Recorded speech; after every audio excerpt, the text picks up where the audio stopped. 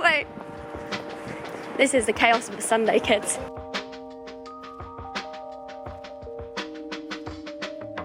If I was to create a local business or a small business, what would I make? And it's clear the obvious answer is I'd make a cafe.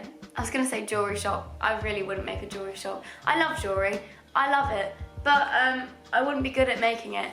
But I would love to make a coffee shop, and I think one day, if I made a coffee shop and lived by the sea, I'd be happy. So I was thinking, let's make a coffee and then we can chat about it. Basically, it's just my excuse of making coffee. For the amount of stuff I do in my kitchen, you'd think that I love cooking or like I love baking and stuff, but I really don't.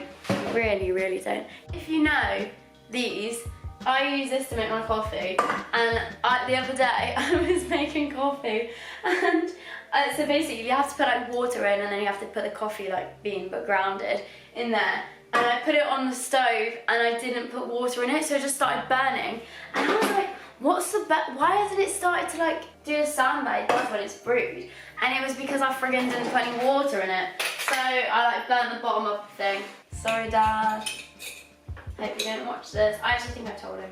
We move on though. You have to learn, you know, when you make mistakes, that's when you learn, guys. Daisy's wisdom of the day. In order to learn in life, you have to make mistakes, but try and avoid them. So, small business, as you can probably imagine, is better for climate, like the climate injustice kind of system. It's well-known fact that big companies, even like coffee companies, everything, shopping like Sainsbury's, Aldi, all that, they're really bad for the environment because a lot of their stock is from overseas. However, if you're shopping at small businesses, not necessarily with groceries and with like food shopping, because they'll still have to get their produce from somewhere, but like with coffee and stuff, and even like small businesses on Etsy or on, you know, jewellery or getting your clothes from small businesses, they're probably, and most likely, obviously don't fact check me because I don't know like the ins and outs of every single business in the world, but they're more likely to be better for the environment and better for that because they're not using as much carbon footprint to get their produce and their stock in store. Oh, I made myself a little latte. Okay friends, we have my coffee. We have the coffee shop set up. It's not the greatest coffee shop. I'm literally sat on a coffee table, but cheers my dears. You know, I could go to a coffee shop and I could go to loads of local businesses and like film them and say, hey, what do you think? But I think going in with a camera and a sore throat and a stuffed up nose with a mask on isn't the best idea, and I feel like people just presume that you have COVID if you sound unwell, which is fair enough, you know, I don't blame them. I don't think coffee's very good for sore throats. Oh well, you gotta do what you gotta do, guys.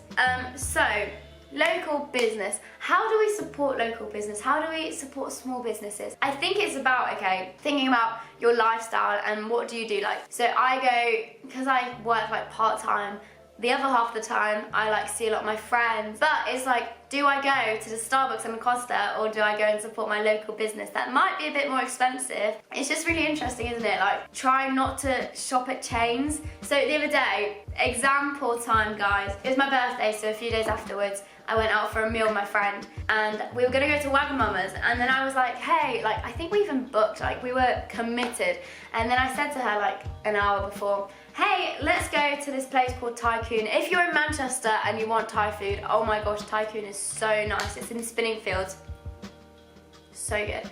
And it was the same price as Wagamama's, and it was the same kind of food, all this kind of stuff. And I was like, why would we go to Wagamama's and support a chain if we can support a small business and a place that needs our support? You know, it's just those kind of things. Like, could you go to McDonald's or could you go to your local chicken shop? Like, if that's what floats your boat. I'm not a big fan of like fast food chains anyway, but if you are, do it. Or like, if you're going to Subway, go to your local cafe and get a sandwich instead. You know, it's just things like that, or like even fast fashion. So my sister, she's doing a speech at the moment all about fast fashion, all about the effects of it on climate and how it's so bad for the world and bad for people who are garment workers. And for this year, I gave up fast fashion, but I didn't really tell people because, you know, when you give up something like that and you're just like, if I tell people, I am made accountable for it. And I was like, I don't really want that. So I gave it up, but I was like, I had like different terms and stuff, like underwear. I was like, I'll buy from like not fast fashion, but you know, just like high street shops, because it's very expensive going to sustainable brands for that kind of thing. I don't particularly want to get it from a hand-me-down shop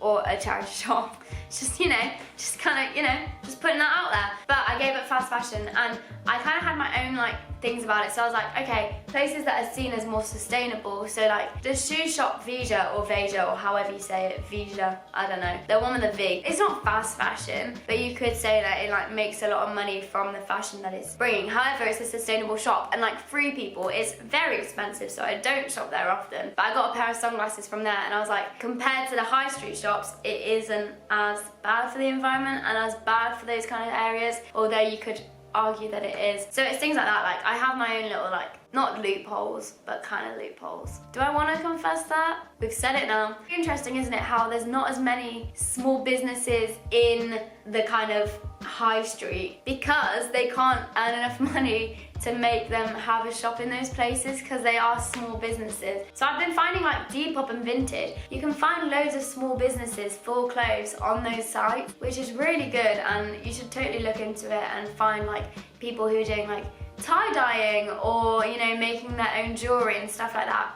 Also Etsy. I don't know the deal with Etsy, but I love it, and I try and shop small business on that. I got a ring actually for my birthday on Etsy, and it's arriving soon, and I'm very excited. It's very fun. But yeah, it's just all in consideration, isn't it? And I think it's just doing those small swaps between like, okay, so for example, I have a co-op on one side of the street and I have a corner shop on the side of the street, and I only ever go in the corner shop if the co-op doesn't have something. For example, the other day, like I needed cream, and the co-op had a really long queue and the corner shop had no queue, so I was like, I'll go to the corner shop. But like, it was the exact same cream, I just would go to the co-op, like, because I trust the co-op. You know, when you trust like a supermarket, you're like, yeah, it's good quality because everyone everywhere uses it.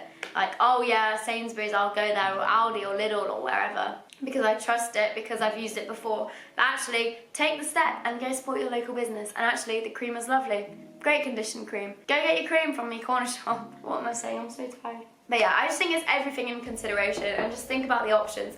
And also, there are so many Christian brands that are small businesses, or like Christian brands that aren't as small business but are becoming like bigger business, but like sustainable and ethical. The Zena brand, have I said that right? Zena? I think it's Zena brand, that sell earrings and jewelry. I am yet to get some of their pieces, but they are beautiful and they are just gorgeous. Go check them out. Dustin Grace is another jewelry shop. That's a bit more in my price range, and it's made by a really awesome Christian lady. I love that. Type by Alice is like a lettering kind of like gift shop with cards and pieces that you can put on your wall. I really love them. They're so beautiful. So yeah, there's loads of different like Christian places that are fueled by the love of God that want to bring about it. Even, oh my gosh, Tearfund's new shop. I am yet to get one of their pieces. I kind of want to become an ambassador, what's the word? An ambassador, hashtag like Shop Daisy, get 10%. No, that won't work, will it? But you know, put it in there, guys. Just saying. Hi, I'll be the face. I'm joking, obviously. I'm yet to buy one of those t-shirts, but maybe that's where my birthday money will go to. But yeah, there's loads of different like Christian organisations that you can support in that way, that are smaller businesses that can be helped through that. Like, go on Instagram, there's so many small businesses on Instagram, so many local businesses. Take a walk around your neighbourhood and find where the small businesses and the local businesses are. I'm doing a video for the Tearfund thing about small business. Give me a reason why you should shop at small business. Go on. Say hi. Wait, we can hug. Yeah. Yeah, we can. Oh my gosh. Okay. So, do you know, it's funny you should say that, because only this morning I was coming to church and I was saying to my husband in the car, yeah, look at all these little shops popping up, little corner shops. Look at that. Just needed, because when I was a little girl growing up, that's all we really had. They're a lifesaver. Aren't they? Small just businesses, why should we shop at small businesses and not at like big businesses and stuff? Because behind that little business is a family. Come on, Michelle. You know, and behind that family, is a hope and a future. Yes. Do you know what I mean? They need a living, and some of them here, they just can't get in the system, or it messes them up. Yeah, but so good. So I feel like a lot of small businesses, aren't they, are like kind of like hipster coffee shops and stuff. But there's more. There's more to that, isn't there? Like small. Where we live in Salford, we live in quite a like rundown area, don't we? And there's lots of small businesses that actually like are necessaries for people to survive. And like us going there and helping can actually like cause a huge difference, can't it? Massive difference. Get in the little businesses. Come on. And to top it as well, you get more quality time. It's so you can talk. They're so nice. You're in a big superstand. Nobody speaks. Everybody's rushing. Da da da da da. And if you see someone, people look round and they're like, "Oh, what are they doing?" And Michelle, Michelle works for a charity organisation, and you're like the most evangelist kind of person I know. I wouldn't say that. She so is. And like so a lot of people who watch these vlogs are like young people who are my age, trying to become more evangelistic and trying to become better for Jesus and stuff. What is your number one top tip of how to be a better evangelist for Jesus? Just love on Jesus. Come on. Just go out there and just share that relationship you have with him, with others. You don't have to do anything. God will do it through you. Watch.